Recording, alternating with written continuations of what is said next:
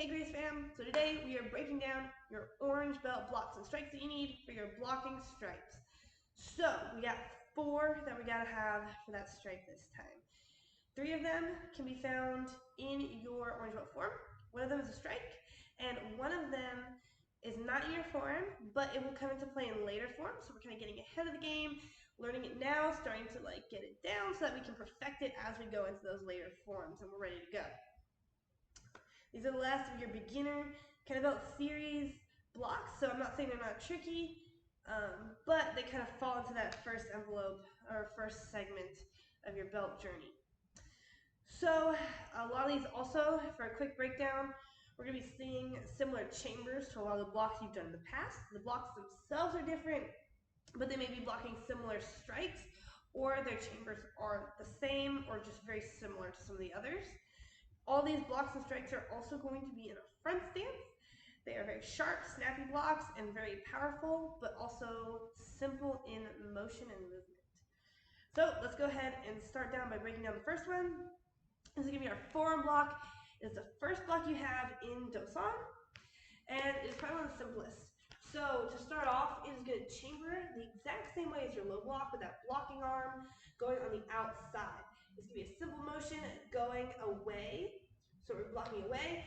And this is blocking a punch. If someone were to throw a punch at you, you're blocking that punch, pushing it away from you. Now we want this arm to be bent about a 90-degree angle. It should be about your shoulder height, maybe a little bit higher. Your eyes should kind of look right over those knuckles. We want this arm bent like this versus straight, because if we're blocking a punch, the more our arm is bent, the more blocking surface we have, and the less room for error that we have when blocking that punching strike. So if we were to step back into our blocking stance, we're hitting that front stance, we're coming up by our shoulder, and we're sweeping it over. When we step forward, that next arm comes up, we're stepping in, out, and we're blocking away, making sure that arm is bent. We don't want to go too far out, we don't want to be too far in, and your fist is going to be facing away. If I'm going to turn this way, and you can see this block, we're in our front stance. That block is about my eye level at the knuckles. I step forward, we're coming over that. So that is our forearm block, first block in your form. Our next block, also in your form, is a twin outer forearm block. This is what we like to call the shopping cart. You're pushing the shopping cart or the grocery cart or the buggy, whatever you call that, when you're at the store and you're getting groceries. So for this one, you're kind of blocking if someone was to come in grabbing at you, kind of like when we practice our choke escapes and things like that. You're going to start off by bringing your hands in like an X, and then you are pushing out, right? Because if somebody is coming in trying to choke us like this, we're going to come in so that we can get in between the hands, and then we're pushing them out so that they can't get around us or grab onto us. And we're also having a little bit of force, because that kind of, it can kind of put it in shock, it can kind of push it away. Because all our blocks, we want them to be like strikes, to where they kind of inflict a little bit of motivation not to grab us again. So in the form, we're hitting 45-degree angles, so I would step out this way at 45 versus coming straight down. You can kind of see that. I'm on these blue lines, we're hitting 45. This is at 180 or 90 degree. So when we come into our twin outer forearm block, let's start off by kind of breaking down the name. Twin outer forearm block. Twin, because there's 2, and then outer forearm, because we're hitting with our outer forearm block. So we're going to come in, make that X, and block out. We don't want to be way out here, right? Because then we're vulnerable, we're less stable. If our arms are way out here, less protected, because again, we always want to keep our arms kind of close to our body, self-defense wise. Even in our traditional blocks, we really don't want our arms way out here, so we're keeping them close. Not so close that we can't do anything, but right here, think about keeping them in line with your temples. So we're coming in, block out, come in, block out. And if we're looking from this angle over here, and here, we're coming in, out, in, out. And that is our twin outer forearm block. So next up, I'm going to go over the last block. This is the one that is not in our form. It is a twin block. Twin, again, because we're using 2 hands, and this is a supported block. Again, it is blocking a punch, just like our forearm block, but this time our fist is turned towards us, like an inside-outside block, and it's also supported by our opposite hand. Okay, so maybe it is a larger opponent, someone with a stronger punch, and just one arm is not going to be enough strength to kind of move whatever we're trying to block out of the way.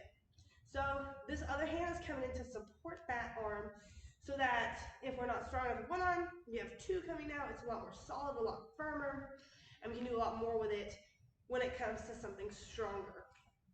So again, front stance, we're going to be reaching back, okay, back and down, and then we're going to come out for this one. So reach it back and down and away. So kind of think like when we do our double sumo, we're dabbing up and we're coming over. So this time we're kind of dabbing down with fists, instead of in and out, foot and hands all in at the same time.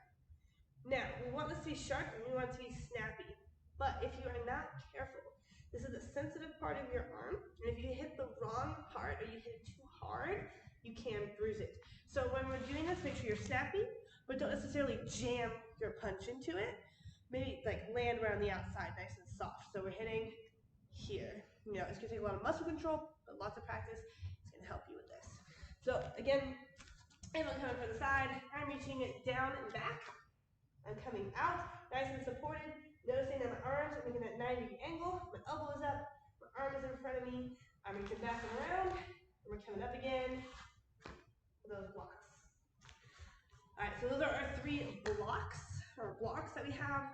And now, just like when we were a white belt and we had a punch for a strike, we have a strike move. Now this one is in your orange belt form, and this is our spear hand strike. Okay? Now, the purpose of this, it may seem kind of crazy when you're jabbing your fingers at somebody and thinking that's going to do a lot of damage.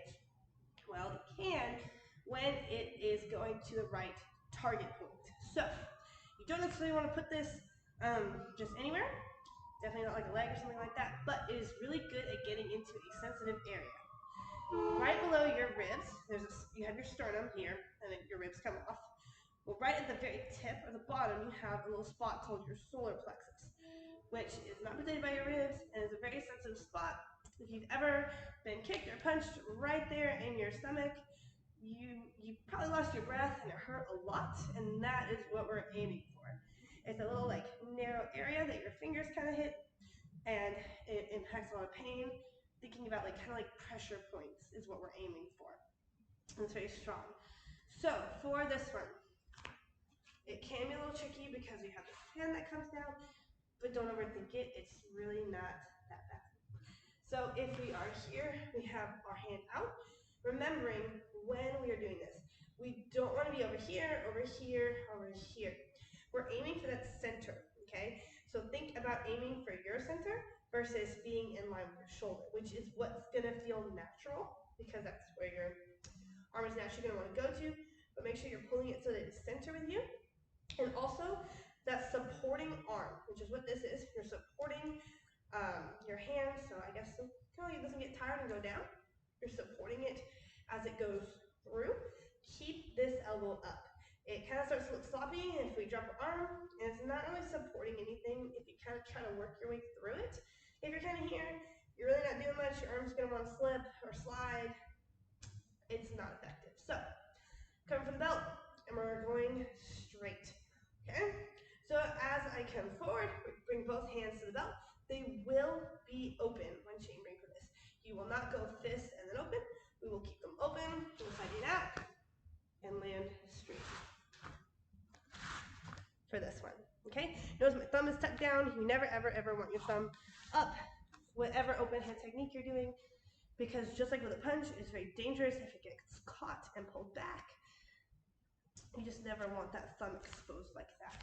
So if we're going from the side this way, we have that hand out at center, the elbows up, we're making those nice angles. So we come in, straight, straight. All right, so those are our 4 blocks and strikes that we have for orange belt. As always, practice, practice, practice. I'm going to upload a shorter video that just kind of shows you these blocks as I went into a lot of detail and really broke down each of them. So that way you can kind of watch and figure out the why and the what and the little details of each block and strike. But you also have a video to kind of just watch the technique and kind of work through it. Okay? All right, guys. As always, practice, practice, practice. Let me know if you have questions in class, and I will see you in class.